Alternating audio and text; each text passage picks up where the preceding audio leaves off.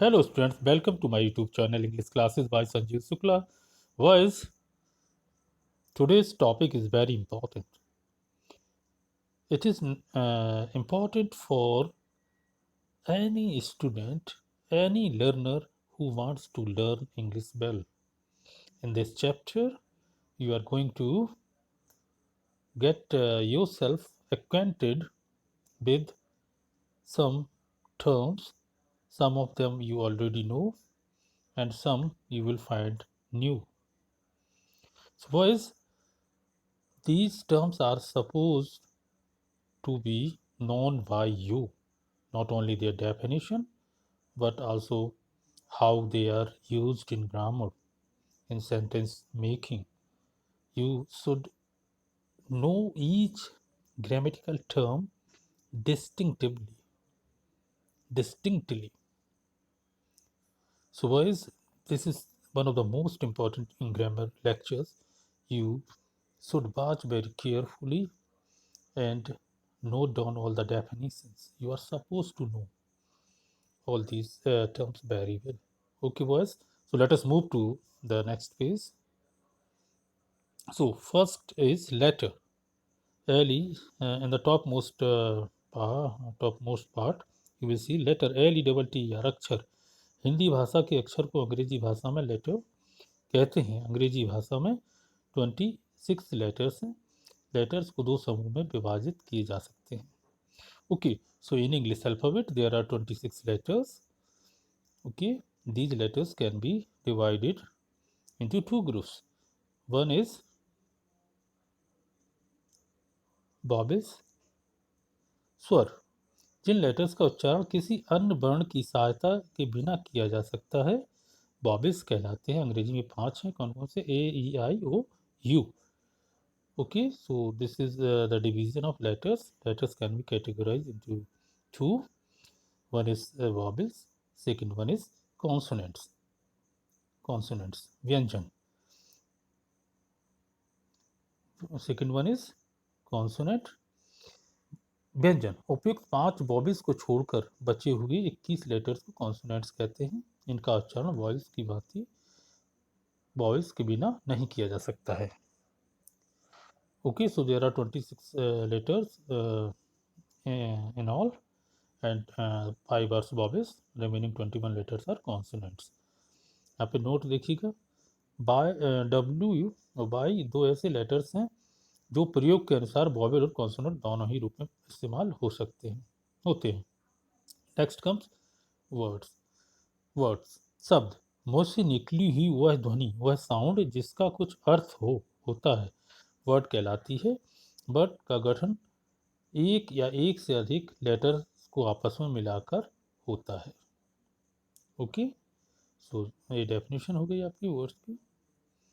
Okay, next comes syllables. शब्द खंड जिसे कहते हैं आप.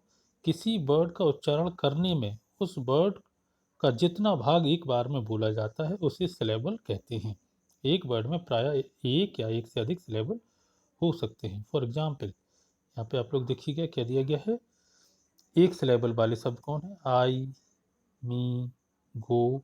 दो सिलेबल वाले word mother, mother, duty etcetera.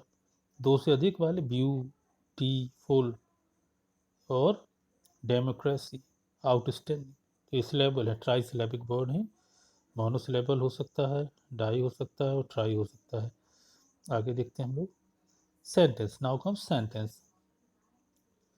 सो सेंटेंस वाक्य जिसे कहते हैं. A group of words which makes complete sense is called a sentence. Hindi में शब्दों का वह समूह जिसका कोई पूर्ण अर्थ हो सेंटेंस कहलाता है. Next comes phrase. शब्द वाक्य खंड कहलाता है. A combination of words that make sense but not complete sense is called a phrase. Combination means समूह है. इसको हिंदी में कहेंगे शब्दों का वह समूह जिसका अर्थ हो लेकिन पूर्ण अर्थ ना हो. फ्रेज कहलाता है. जैसे of great courage, at the door, sense of time etcetera. और जो फ्रेज होता है, फ्रेज और सेंटेंस में डिफरेंस होता है. फ्रेज में आपका सब्जेक्ट नहीं होता है और आपका कोई प्रेडिकेटर नहीं होता है, वर्ब नहीं होती है. कि नाउ नेक्स्ट कम्स क्लॉज, उपवाक्य। उपवाक्य को कहेंगे आप group of words which forms part of a sentence and contains a subject and predicate is called A clause. शब्दों का ऐसा समूह शब्दों का ऐसा समूह जो किसी वाक्य का हिस्सा हो और जिसका अपना एक क्या हो, सब्जेक्ट हो और प्रेडिकेट हो, क्लॉज कहलाता है। इसको अगली स्लाइड में बताया गया है। देखिए, शब्दों का वह समूह जो किसी वाक्य का भाग हो और जिसके अपने सब्जेक्ट और प्रेडिकेट तथा वर्ब हो, क्लॉज वाक्य कहलाता है। जैसे यहाँ पे एग्जाम्पल दिया गया है, he said that he was not well, he said that he was not well. यहाँ पे देखिए दैट ही वॉज नॉट एक क्लॉज है और आपका ही सैड ये भी आपका क्लॉज है। Next, do you know the man who came here yesterday. यहाँ पे देखिए आपका ये आपका क्लॉज हो जाएगा, who came here yesterday, this one is also clause. Do you know man, both are clauses. दोनों का अपना अपना सब्जेक्ट है, अपनी अपनी वर्ब और एक सेंटेंस के हिस्सा है, बड़े सेंटेंस की लार्ज सेंटेंस के हिस्सा है, तो प्रत्येक सेंटेंस इसमें क्लॉज कहलाएगा। Now comes very important kinds of sentence. इस पर हम पहले ही आपको वीडियो लेक्चर दे चुके हैं, तो इसमें ज़्यादा समझने की जरूरत नहीं, लेकिन तब भी हम समझा देते हैं। Number 1, assertive sentence. Declarative sentence कहते हैं इसे, स्टेटमेंट भी कहते हैं, साधारण वाक्य। जब एसर्टिव सेंटेंस या डिक्लेरेटिव सेंटेंस ऐसा सेंटेंस होता है जिसमें किसी व्यक्ति, वस्तु अथवा घटना के संबंध में साधारण कथन होता है, जैसे India is a great country, he is a noble man. दूसरा है आपका इंटरोगेटिव सेंटेंस। देखिए जरा इसमें प्रश्नवाचक वाक्य, वह सेंटेंस होता है जिसमें कोई प्रश्न पूछा जाता है, what is your name, is he A dependable man. आपको एक लेक्चर, एक वीडियो लेक्चर पहले ही दिया जा चुका है इस बारे में। इम्परेटिव सेंटेंस, आज्ञा प्रार्थना सूचक वाक्य, वह सेंटेंस होता है जिसमें कोई आज्ञा दी जाती है या प्रार्थना की जाती है, जैसे keep quiet, do this work, forgive us. Next comes exclamatory. Exclamatory आपका इम्परेटिव हो गया है, अब है एक्सक्लेमेटरी। एक्सक्लेमेटरी में क्या होता है, वह सेंटेंस होता है जिसमें सुख, दुख, आश्चर्य, दया, क्रोध आदि किसी भाव का बोध होता है, जैसे एलास आई एम रूम्ड, इसमें दुख का भाव है, what a terrible shock it was, इसमें सरप्राइज का है, हाउ ब्यूटीफुल, इसमें भी सेंस ऑफ वंडर है। Now parts of speech. वाक्य में कार्य के अनुसार शब्दों को 8 श्रेणियों में विभक्त किया गया। किसी शब्द की अपने आप में कोई श्रेणी नहीं होती है, उसकी श्रेणी किसी वाक्य में उसके कार्य के आधार पर निर्धारित की जाती है। शब्दों की इन 8 श्रेणियों को पार्ट्स ऑफ स्पीच या शब्द भेद कहते हैं। ये श्रेणियां निम्नलिखित है। Number 1, noun. A noun is a word used as the name of a person, place और थिंग। आप लोग संज्ञा को जानते हैं, किसी व्यक्ति, वस्तु अथवा स्थान के नाम का बोध कराने वाले शब्द को संज्ञा कहते हैं। Mohan, table, sweetness, gold, sheep etcetera. दूसरा है प्रोनाउन, सर्वनाम। A pronoun is a word used instead of a noun. सर्वनाम वह शब्द है जो किसी नाउन के स्थान पर प्रयोग किया जाता है, he, she, you, I, it, they etcetera. तीसरा है एडजेक्टिव, विशेषण। An adjective is a word used to add something to the meaning of a noun और प्रोनाउन। अर्थात एडजेक्टिव वह शब्द है जो किसी नाउन या प्रोनाउन की विशेषता बताने के लिए प्रयोग किया जाता है, जैसे क्लेवर गर्ल, इसमें गर्ल नाउन है, इसकी विशेषता कौन बता रहा है, क्लेवर शब्द बता रहा है, तो ये नाउन एडजेक्टिव हो जाएगा।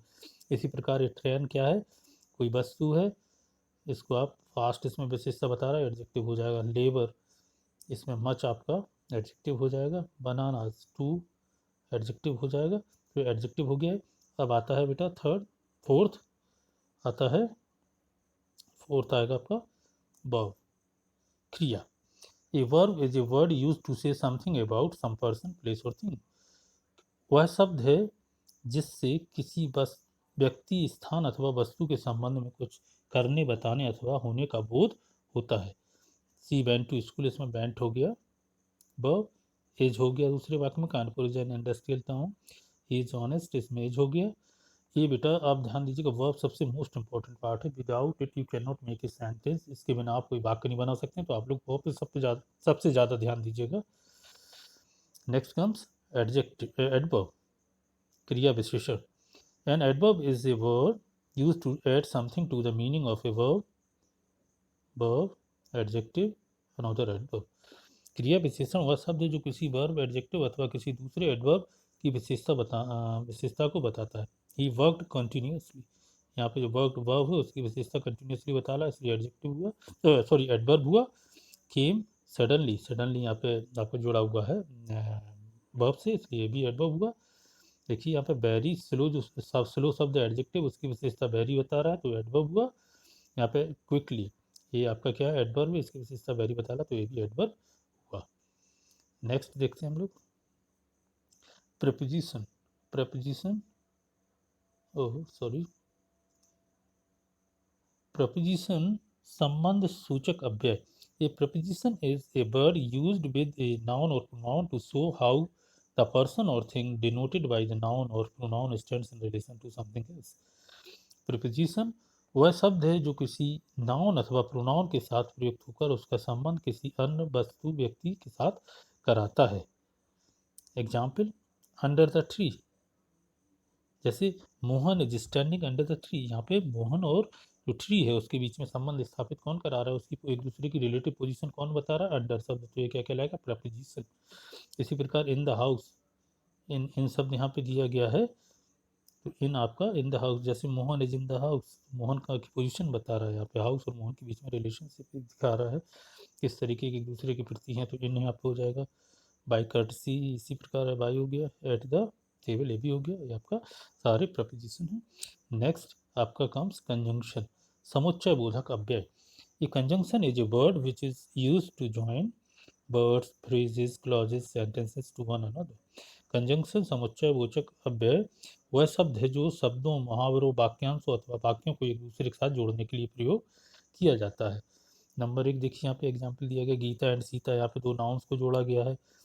Through and thick and thane, इसमें यहाँ पे भी जोड़ा गया है एंड के द्वारा। ही रेन फास्ट बट मिस्टर रिन, यहाँ पे बट के द्वारा जोड़ा गया है। इंटरजेक्शन, विस्मय आदि बोधक अव्यय। An interjection is a word which expresses some sudden feeling. Interjection वह शब्द है जो किसी आकस्मिक भाव को प्रकट करता है। जैसे आपके इसमें एग्जाम्पल्स कौन कौन सी हुई, hello, alas, hurray, ho, fie, bravo. So as these were some important terms, those are used in grammar. You must learn by heart, इनको समझना चाहिए और आपको सीखना भी चाहिए। Okay boys, thank you for watching the video. Please like the video and subscribe my YouTube channel. Good luck. Thank you.